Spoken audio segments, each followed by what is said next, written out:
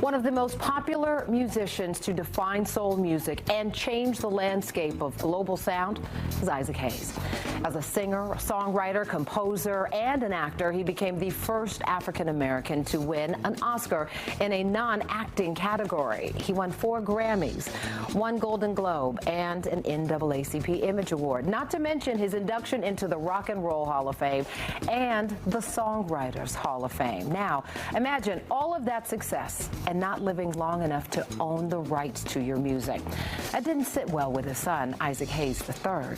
For years, he's fought relentlessly to secure the rights to his father's iconic music catalog. And he's on a mission to help other artists own the rights to their content as well. A lesson singer, James Artissen, says he's learned from the late Isaac Hayes. These fellas are here to talk about the significance of music ownership today on Portia.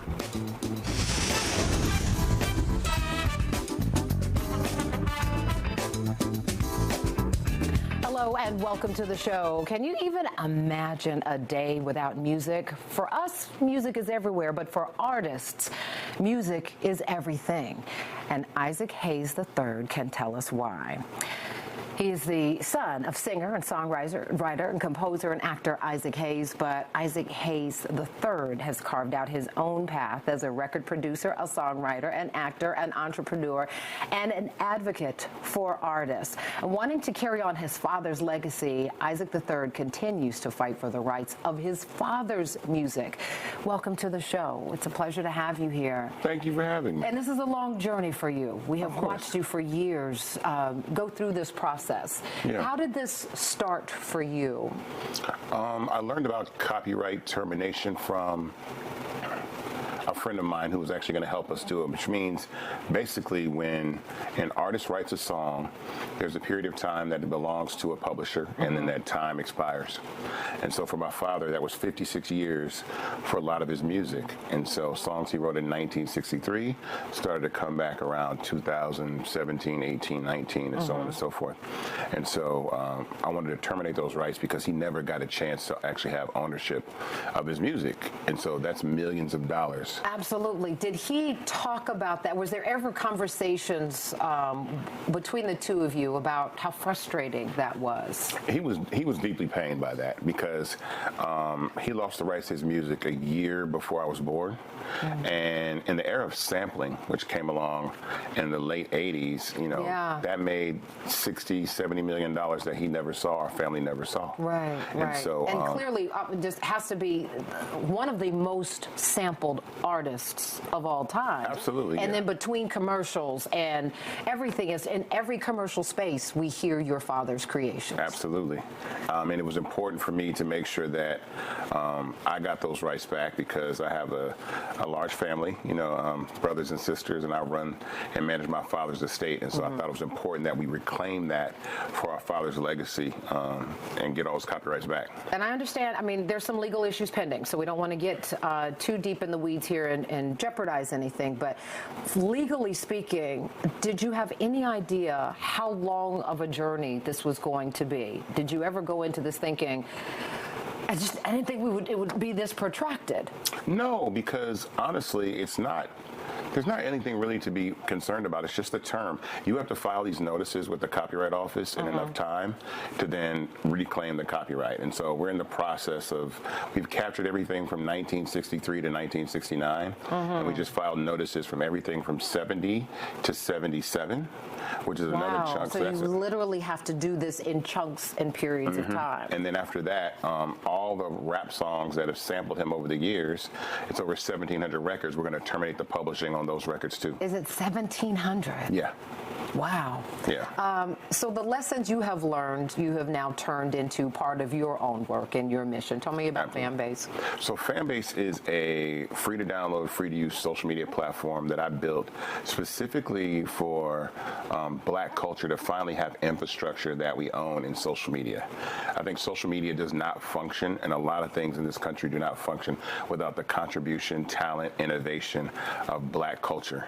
And so this is beyond music. This is content creators this is across social the media. board. So this is, think of someone taking Instagram, TikTok, YouTube, and X and combining it into one app, and then allowing people to use it for free, but also if they want to have subscribers and get tipped and invest and actually have equity in the platform. So what is the first of all, why did you do this? I mean, I think it's obvious, but why did you? It feels like you're trying to sort of correct some things for the next generation of content creators. I mean, well, these platforms scale to be hundreds of billions of dollars.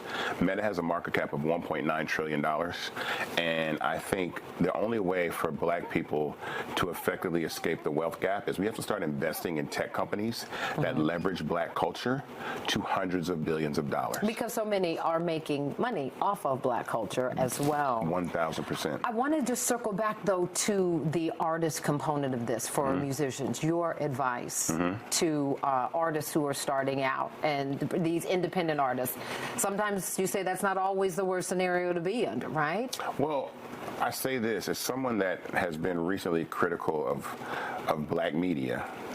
I think at a time that we need to be telling artists about the copyright so they can get back, we're not doing that. So I've been one that's personally gotten online and saying, look, especially for hip hop and R&B. So post 78, the term to retrieve your copyright is 35 years. So think about this. If someone wrote a song in 1990, so if you think about all the rap music and R&B music that was coming out in 1990, you're talking about Bill Biv DeVoe, LL Cool J, all these artists, they can terminate the publishing because it's 2025 and it's 35 years later. This will be the largest transfer of wealth to black people in the history of the music business, taking all of this publishing back, and we need to be telling every artist, every songwriter, every artist to terminate that publishing. Understood. I'm learning a lot in this conversation. Yeah. Isaac Hayes III, thank you so much. Yeah. All right, up next, you're going to meet James Artissen. He shares his take on music ownership as he opens up about his journey from songwriter to label owner when we return. Stay with us. We'll be right back. So you like the show, huh? Then let's connect on social media. Check us out on Facebook, X, and Instagram at Portia TV Show.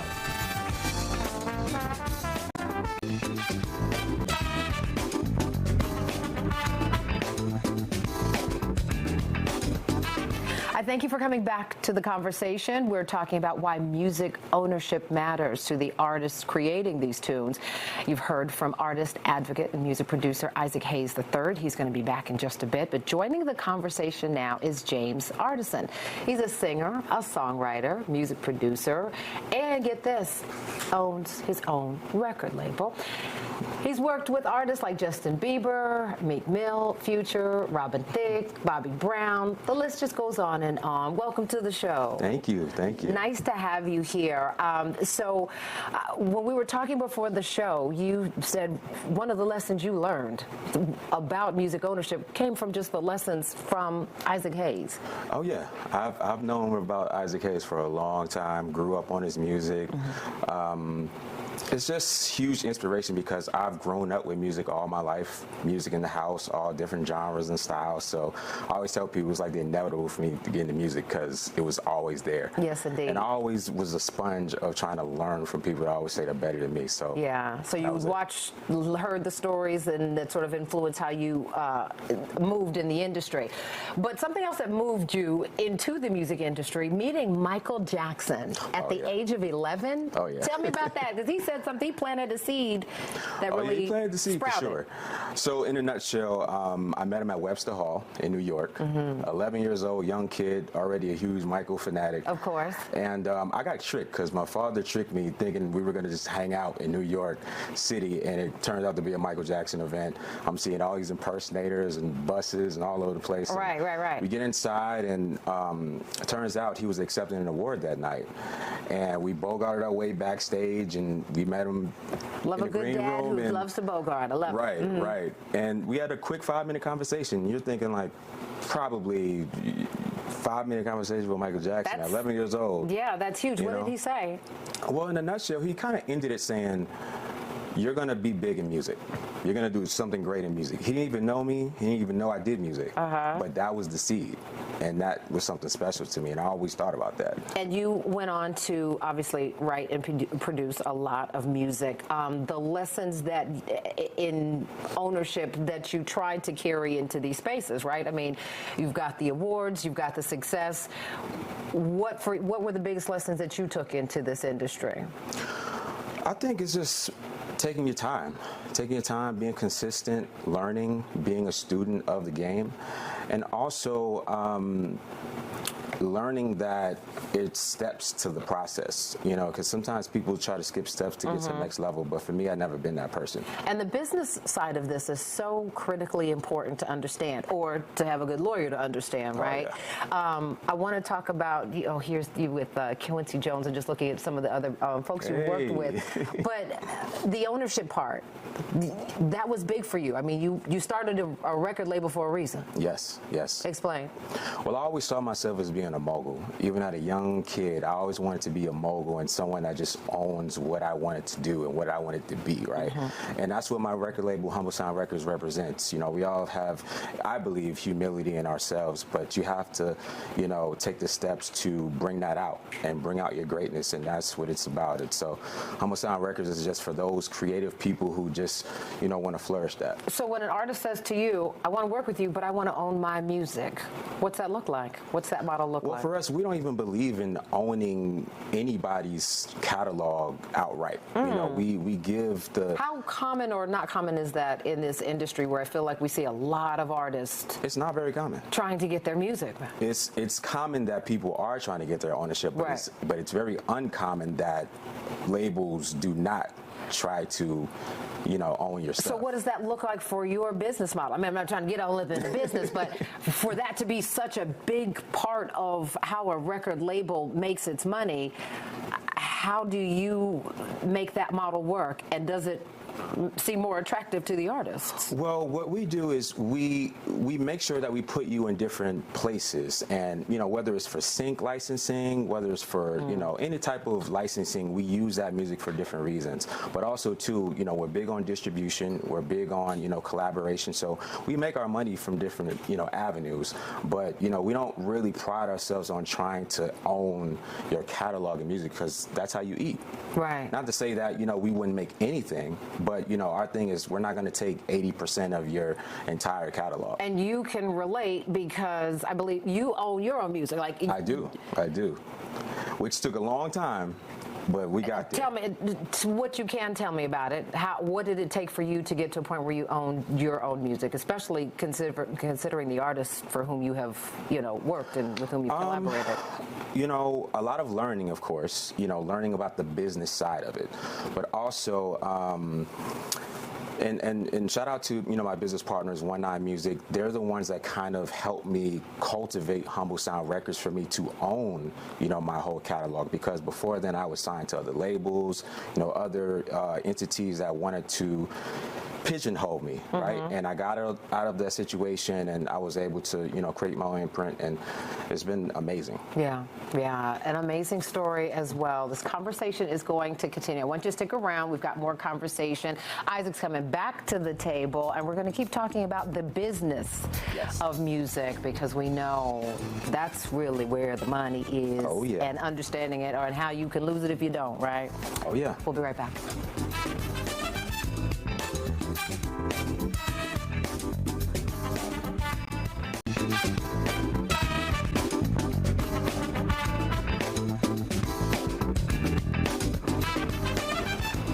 We're talking about why music ownership matters today on Portia. Our guests are Isaac Hayes III and James Artissen, two music industry vets who know the importance of creating timeless content and owning the rights to it. Isaac, you say that music ownership is the new freedom.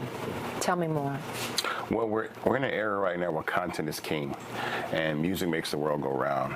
And if people aren't taking the advantage to actually own their IP, because you got to think the most important things in the music industry are masters and publishing, and that's what it all boils down to. And so we're moving into an era where artists will be free from record labels, free from publishing companies to actually monetize their content in ways that they couldn't before. From a record label's owner's standpoint, you still agree. I see you nodding your head. Explain. Totally agree. Well, I mean, it's freedom and it's yours, right? And no one, for one, should be owning what you created. But also, too, it gives you opportunities to do other things with it. So if someone owns your creativity, it stifles you from getting other opportunities. How much of this generation of artists and maybe the generation before have learned the hard lessons from what your father had to go through? And even in the 90s, when we saw all of these, groups struggling, like check to check if they weren't on tour, trying to make money because of what they didn't own. How many lessons do you think have just been sort of passed down? Do they get it? They better. I mean, I think they have. I think they have. I think that the new opportunities that present themselves with touring has come a long way. Artists make a lot more money touring. How so? Tell me. For those of us who don't understand, we think you on stage, you make a whole lot of money. Yeah. But that's not how that works. Well, no, it actually works a lot better now because artists are making way more money touring. I mean, in the early 2000s, somebody might make $40,000 a show, and now in 2025, artists are making $1 million a show. Oh. And so, the prices to be able to actually That's tour. for like 3 stops in Atlanta. There's $1 million there and there. Oh yeah. Chris Brown was here for 2 days, and I guarantee he's probably made a good chunk of money those 2 days here. Absolutely. That speaks volume. I want to talk about this concept of ghostwriting. How do the ghostwriters who made brilliant music, how do they get their money? How do they get paid? And obviously somebody's cutting a check, but are you stuck in the ghostwriting zone forever when it comes to owning your music or staking a claim?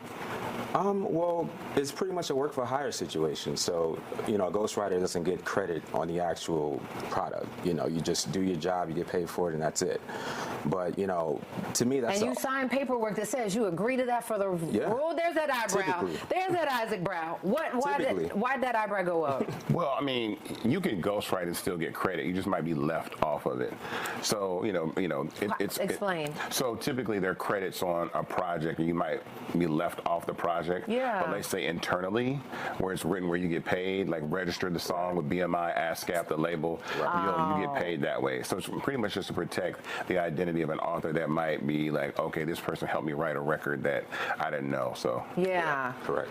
Gotcha. So will you get the Grammy? Will your name be on it or no? It depends. Sometimes it can and it can't.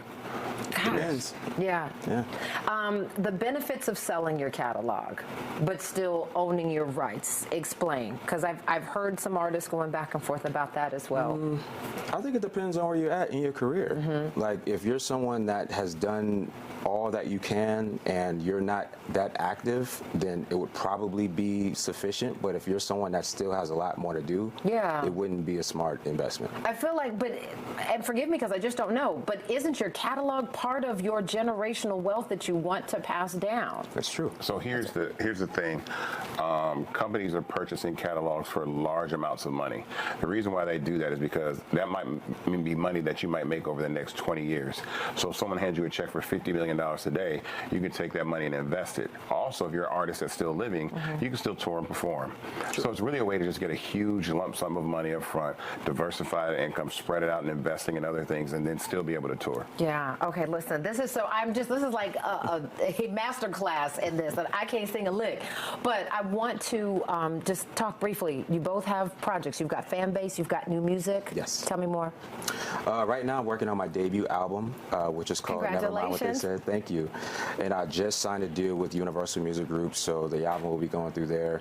Super excited about that. You signed with Universal, but you haven't, because I'm assuming that means just more access So basically, it's a solo deal for me. company. I have my separate situation for Humble Sound Records in conjunction with Sony Orchard. Understood. And quickly, where folks can learn more about fan base. Oh, well, we are in the middle of an equity crowdfund, which people don't know, which means you can actually own part of the platform. And so Fanbase, we have raised over $23 million through something called equity crowdfunding. So anybody out there that wants to own part of the next generation of social media platforms can go to startengine.com/fanbase and invest. And the minimum to get shares is $399. Okay. And then still, year by year, getting your father's Absolutely. essence back That's in the never gonna family stop. name. All right.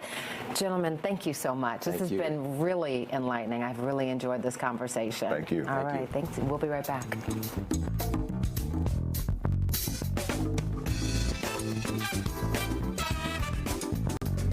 Every time we listen to music, we should think of the artists who are working tirelessly to create and survive off the tunes you enjoy. Many thanks to Isaac Hayes III and James Artissen for sharing their views and their expertise about the music industry, all while being advocates for artists' rights. Listen, I learned a lot today. I sure hope you did too. So let us know, and be sure to be the reason why someone smiles today.